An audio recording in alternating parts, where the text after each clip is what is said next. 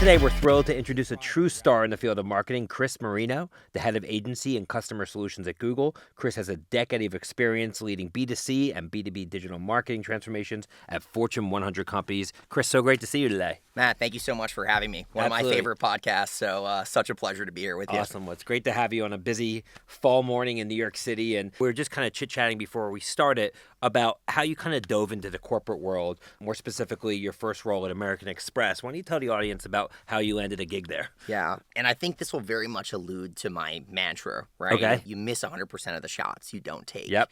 But I went to school at Syracuse University, and I was a double major in management and marketing. Okay. And I had lived in New York City and worked in New York City, but I never had any corporate experience.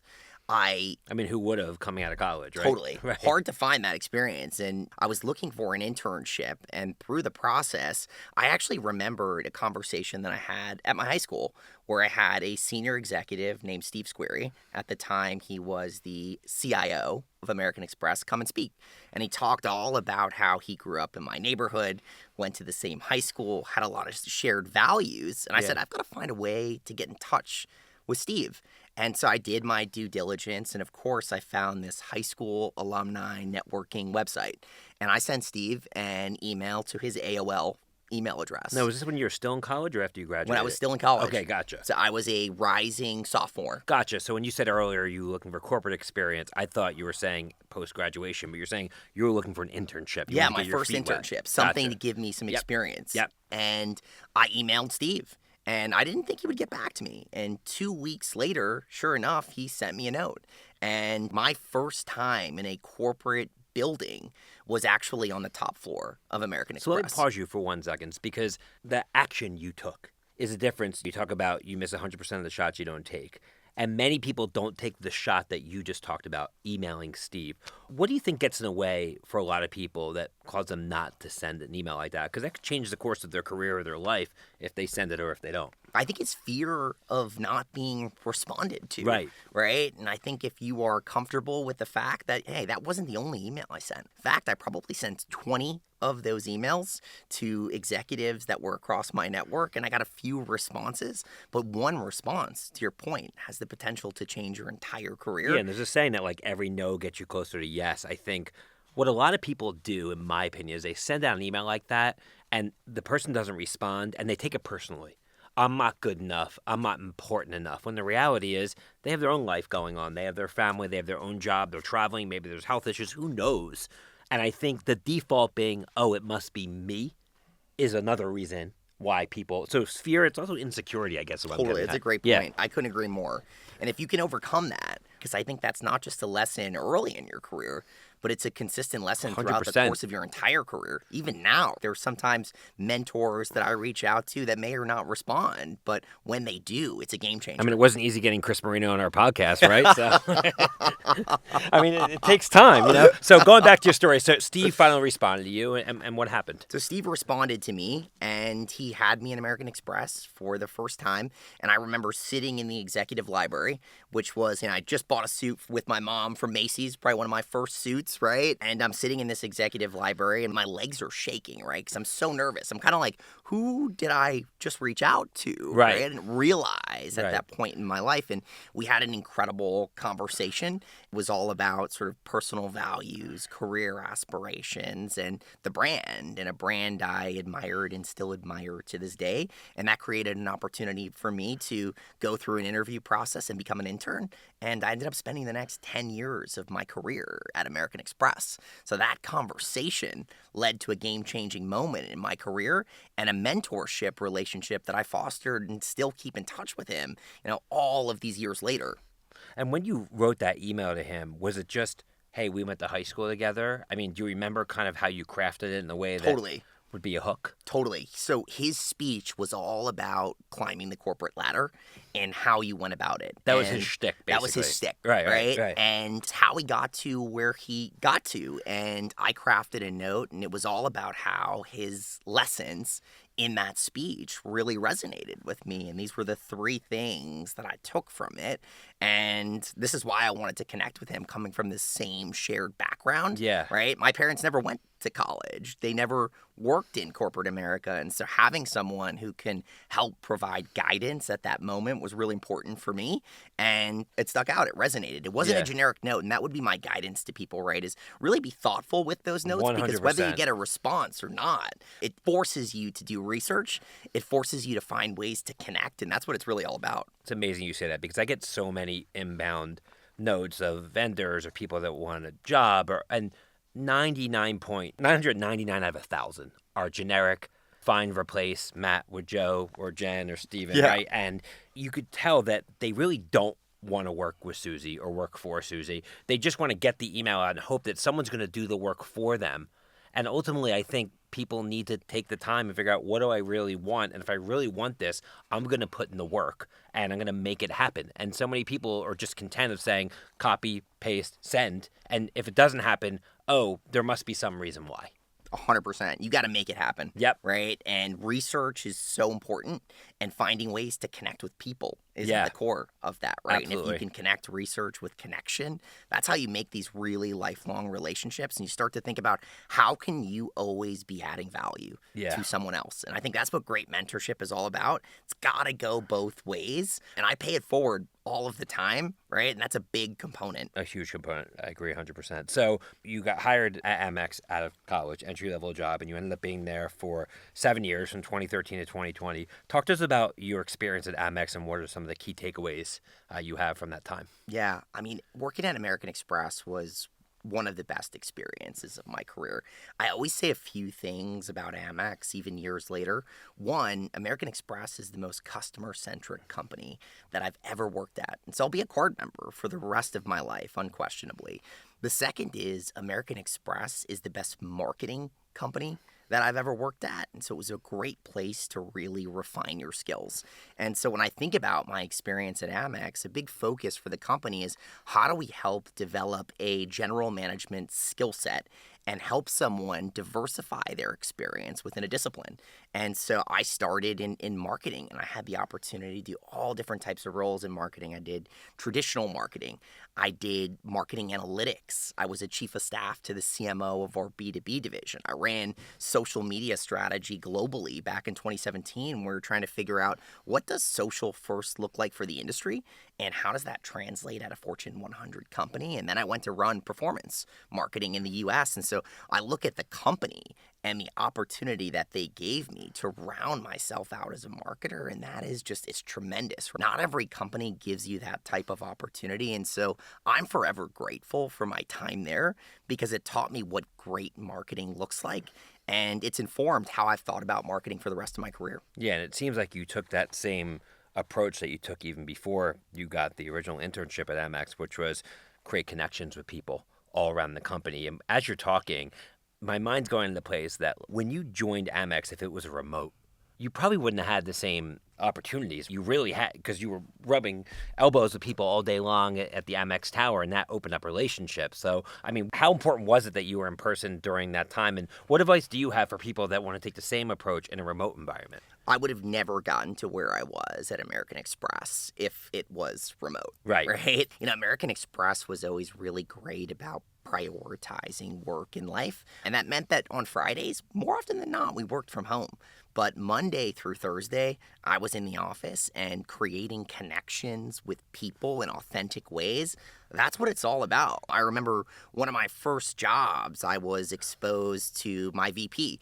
And I didn't work super closely with him, but I sat outside of his office. Yeah. And I started to understand what was important to him. And he was having a hard time with employee engagement.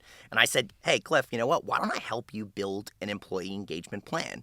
And I started doing his town halls, and I started doing his newsletters, and I started creating team events. And these were the types of relationships that you foster in person.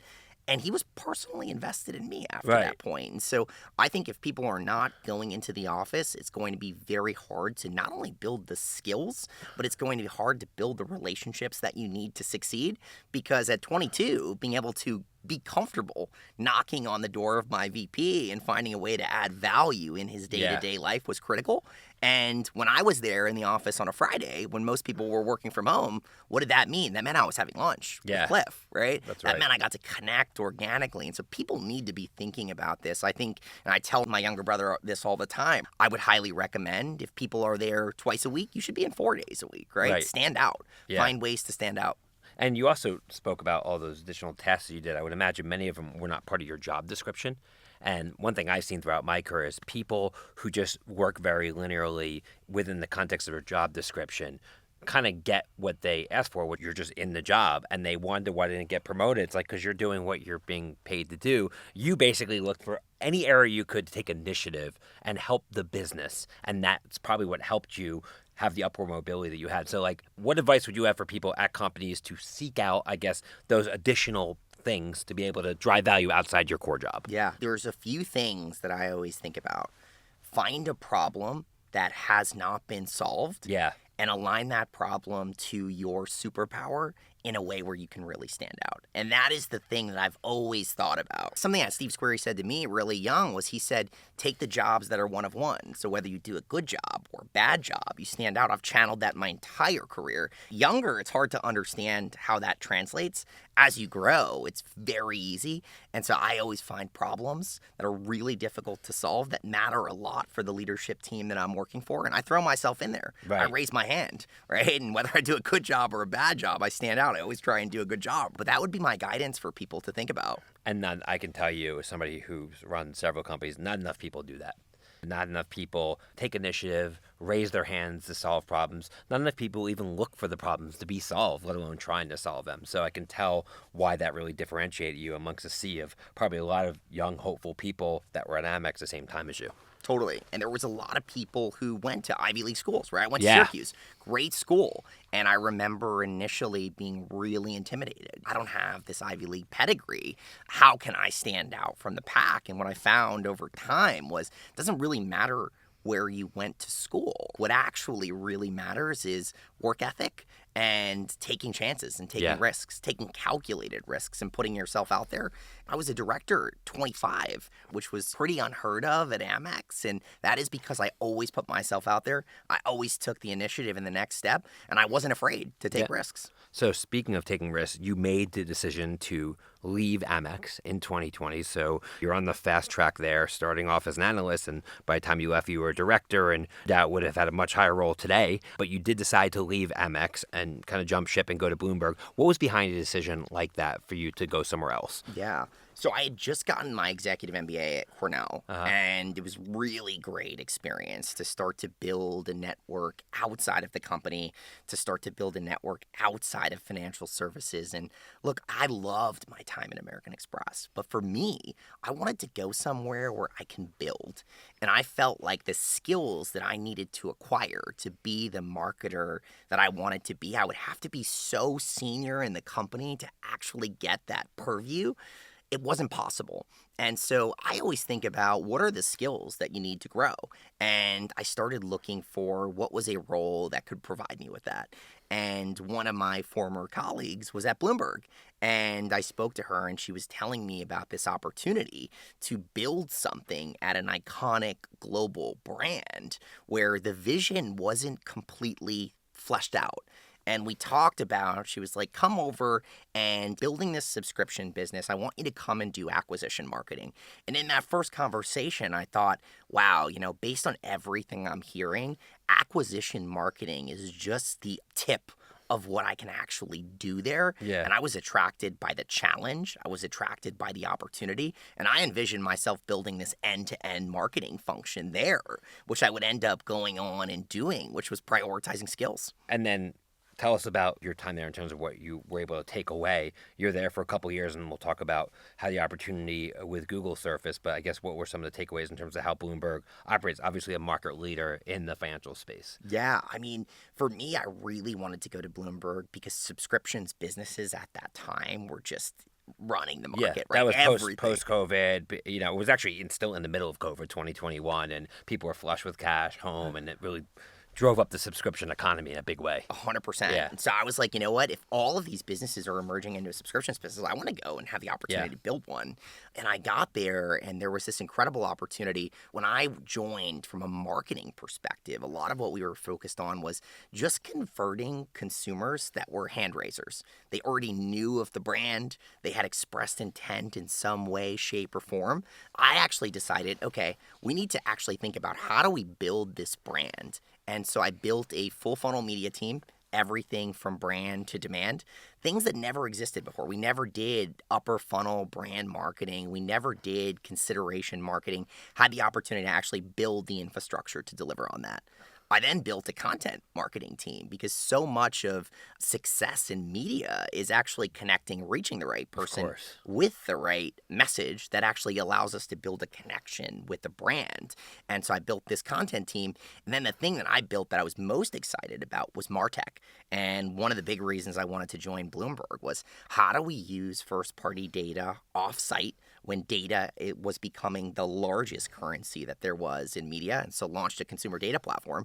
And then the other piece that I built out was thinking about marketing measurement, right? How do we answer a few questions for our CFO? If you give me $1, what do I return? Right. What is the time horizon that it takes me to return it? And how do I make that dollar work even harder in the future for your business? And so when I think about the team that I built, not only was it good for the business, but it was great for me because I got to be the leader in areas that I actually wasn't an expert in. And over the next 3 years, every single day, I focused on becoming an expert in those areas.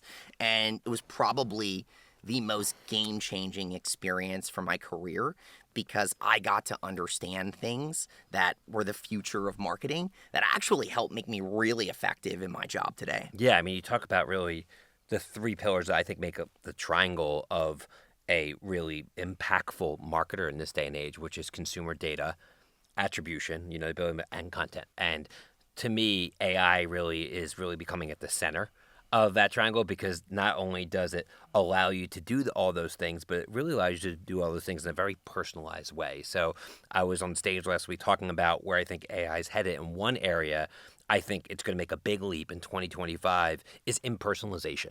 So right now you look like an email newsletter and it's one to many. But if you have that customer data, there's no reason that at scale I should get a different email from, I don't know, Kayak or Airbnb than you should based upon where I've traveled in the past or where I like to travel or the size of my family or where I live, etc. And that's kind of the case today, but you're still kind of putting a broad segmentation. So where do you think AI is really going to play a role in terms of personalization, content, and leveraging consumer data and all those things that you were able to put together at Bloomberg?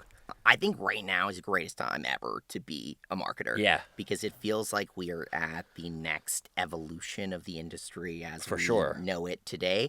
When I think about AI, I think a lot of it is going to come in the space of how do we enhance productivity? How do we automate processes, and how do we actually deliver on modern customer experience? And I think that's where personalization starts to come in. And to me, segmentation at any company that I've ever worked on has actually been one of the most challenging, time-consuming, difficult projects to crack. With AI, I think the ability to use data, analyze that data, and quickly get to market is going to be transformational. It's going to take months out of a process that you were engineering internally. Absolutely. And so I'm very excited about the potential, and I think we just started to get to the precipice of what that was at Bloomberg because we had a customer data platform, right? We were starting to segment our audiences really intelligently. Which is what you need to be able to drive true personalization. But it was hard. It was still a personalization at scale is difficult. And I think in the absence of AI, we're not going to ever crack that nut. Right. And so I think it is a very exciting time to be at the intersection of AI and consumer needs. Yeah, I mean, it's interesting because I think that there's such a big misconception about what AI can do. In talking to people at all these conferences I go to, like a lot of people just jump on ChatGPT or an AI tool and they just use it like a retail consumer. And I'm like, I asked that question, they got the wrong thing. It's not really that powerful. And it's just fascinating that so many people just won't take that extra step. And going back to what you talked about at Amex in terms of like finding a problem that needs to be solved, I think that's the way that people need to look at AI is not how do I use AI, but what are the core problems I need to solve in my business? And then how can I use this powerful new technology to do it more efficiently? 100%. And any great marketer knows iterative test and learn is at the core of what you should be doing. So if you're not getting it right the first time, it's probably because it doesn't have the data inputs that it needs to learn and get smarter. I think what marketers are going to need to figure out is how do you operationalize iterative test and learn, but at a much greater speed and efficiency than you've done in the past, because the more data you give back to the system, the more you will get from an output perspective, and that's going to be transformational. Yeah, and another part of AI I think that leaders need to get their arms around is just about training and getting people up to speed with it. There is a fear factor with AI. Oh no, it's going to take my job. There are the people that I mentioned earlier who kind of just shoo it away. And I think you really have to get people bought in on what it can do for an organization and the fact that it's not going anywhere. We're not going backwards. So you really have to jump on the train. You have to adopt it. So I think training is a huge part of leadership right now in this new world. I couldn't agree more. And I think those that don't lean in are going to be those that are left behind, quite frankly, right? Yeah. Those who know how to use AI and, to your point, solve business problems and can think about it through the lens of use cases are going to be the modern marketers that are on this podcast in the future, right? Yeah. That are setting the ground for what transformation looks like. Those that don't lean in, they're going to be behind. For sure. There's already been an incredible amount of advancement in a short period of time. And before I joined today, there was 185 use cases that are out right now around generative AI and cloud and how companies are actually leaning in really interesting ways. And so the time is now. And it's really exciting. Absolutely. So you made the decision last year to leave Bloomberg and join Google as head of agency and Google Customer Solutions. How did the opportunity at Google come about? Yeah, so every opportunity I've ever gotten in my career has always been through a relationship. Everything has always been relationship centric. And so I actually had the opportunity to meet some of the leaders because I was a client at Bloomberg.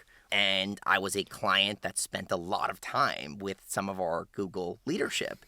And through that experience, over the course of 2 years, we built a relationship that was centered around business transformation and Google as a platform and a vehicle to drive that transformation at scale. Yeah. And over that time, I really admired some of the leaders that brought me over to Google, the culture that Google had created, and just the opportunity to be at the forefront. You talk about AI, you look at like companies that are leading the way. Google is indefinitely that. I wanted to be at a place where I can play a role in shaping the future of the industry. And yes, that meant moving away from a marketing role, right? But it meant moving into a role that's allowing me to shape an ecosystem. And I think that skill is what I was craving because I think that's what's going to take me to where I want to go in the future. So describe high level, what is the role today that you have at Google? Yeah, so I manage a portfolio of independent media agencies across the East Coast.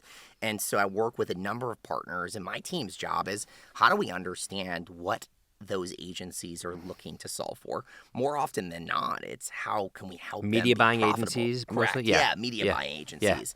And it's how do we help these agencies be profitable by evangelizing Google's products and services in a way that helps them to offer the best to their customers and stand out as an agency and not just spend more with Google, but actually drive top bottom line growth, whatever it is that they're trying to achieve. And so for my team to be a catalyst at that is really interesting.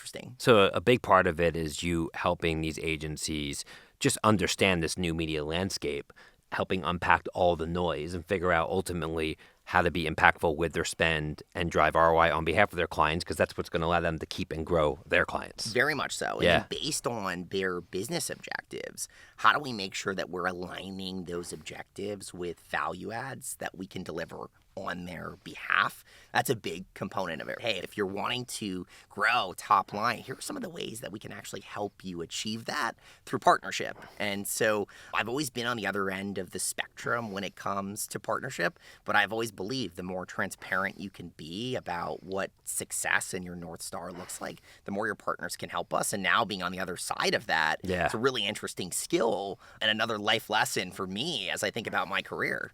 So if you could clone yourself into every team member, I would have no doubt that your team would be incredibly impactful, just given your in-depth domain expertise, your ability to build relationships. But you can't clone yourself, at least yet. So you have to be able to effectively lead your team and teach them what you've learned during your career. So talk to me about what your leadership style is and what's effective in terms of getting the most out of your team so they can deliver for your clients. Totally. The first thing that I think a lot about is the construct of the team, because I maybe wouldn't always want to clone myself, because there are things that I'm really great at and then there are things that I'm not really great at. And so a lot of what I think about is, how do I surround myself with people who are going to complement my skill set and add something really different? And as I think about hiring profiles, I'm always thinking about not only how do they complement my skill set, but how do they complement every single person on the team's skill sets, so we all add something unique and different. So the composition of the team is something I spend a lot of time thinking about. The second thing I think a lot about is setting a really clear vision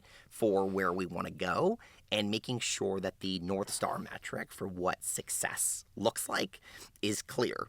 And then the last is really blocking and tackling. How do I make sure my team is very clear on what are the P0 priorities, what absolutely needs to get done, and giving them the space to do so? Yeah. Because I think at a certain level, I don't want to micromanage. I don't want to be intimately involved in everything the team is doing, right? I want to create a foundation and a framework for, this is where we want to go. I'm here to support you. How do we get there together? And I really think a lot about, how do I create a psychologically safe environment where people can bring ideas and concepts. And Sure. that idea could be really fleshed out, or it could be at a conception, but I'm a partner in the journey, right? I want to be involved in the co-creation of concepts, ideas, strategies. And so creating that open door policy, I think, is super important, because when people feel comfortable, I find people do their best work. When people feel threatened, sometimes they shut down. I How do I found the same thing. create an environment that allows me to get the best out of each person? And the reality is, person by person, that's often very different. And so understanding what drives the person, what situations does that person flourish in, and how can I best support that person to get to where they are? It's an art, and figuring that out at scale is challenging, but I think as a leader, it's super important in investing in. Yeah, and it seems like it's very much within what I know of the Google culture from the outside. I mean, there's that movie, I think, The Internship, with Luke Wilson and Vince Vaughn, about Google's culture. So much has been said about it. What is one or two things about Google's culture that surprised you since joining the company that really have led to the company's incredible success? For me, it's people. It is at the core. I mean, the people that work at Google are just so incredibly smart, curious, and talented. And so people make any company, and I think people make this company really unique. And then I think the second piece is, it's really, how does the company think about bringing everyone together around a shared, ambitious mission, where we don't feel like we're just selling ads every day. We're actually driving the small business economy. We're making a difference in the lives of people. I think that shared passion for what we as a company are doing is really transformational. And I think it's what connects people in a much more deep way. Yeah, for sure. So heading into 2025, as we wrap up here, the world's changing so fast. We obviously talked about AI. More broadly, when you look at the marketing and media landscape, someone who is charged with helping all these large media buying agencies help the biggest brands in the world, what are some other trends that you have your eye on, either things we've talked about or not spoken about so far, that you think are going to be really impactful heading into next year? Yeah, I think a deep understanding of your customer has always been and will continue to become increasingly critical. And this is where companies are really going to differentiate themselves, with the amount of first-party data that they have, but how they are intentionally collecting that first-party data in a way that's actually designed to build a relationship. Right. What is the value You mean, like, exchange? don't fool people to sign up for some sweepstakes and then use it the wrong way. Right. Because that's a bad brand moment, right? Right. How do I create shared value? At Bloomberg, the way we thought about that was, we changed our paywall to a registration wall. And in exchange for your email, you got access to content, right? And by understanding the types of content you consumed, we were able to personalize how you could consume more of that and where you were most likely to consume it. And so data is going to be critically important. I think personalization, of course, as we talked about, is going to be increasingly important. I think the ability to actually deliver on personalization at scale is what's going to be the game changer. Yeah. And data is going to be the most important input to getting to that. I feel like we're at a place where even social listening is transforming. How you can aggregate real-time consumer feedback and translate that into actionable strategies. Yes, you've been able to scratch the surface. I think what AI unlocks is just absolutely transformational. Measurement, we are moving into a place where you need to be able to answer, how does media dollars and investments actually drive bottom line business impact? I think that is what's going to differentiate the CMOs of today and tomorrow, is how do you actually be a driver for your board, for your business, for your company? And if you don't understand the data, you won't be able to do that. Now we should be able to clearly define, right, what is marketing incrementally driving that it hasn't previously driven. The other piece is just customer experience. And it's really exciting to see some of the advancements. You know, I know you've had Hilton on the podcast, right? And it's kind of amazing that the role that agents are starting to play and how we start to think about freeing up time for people to do other activities. And so there's so many areas that I'm super excited about. And I think we all just have to consistently be students. Like every day I'm learning something new. I'm uncomfortable, but I think growth often doesn't ever come in comfort. It comes in discomfort. And now is the time to be uncomfortable, to get yourself at the head of the game. Yeah, well, this has been super inspiring and so glad we had the opportunity to reconnect as always, Chris. Just to wrap up, I mean, is there a mantra or saying you like to live by?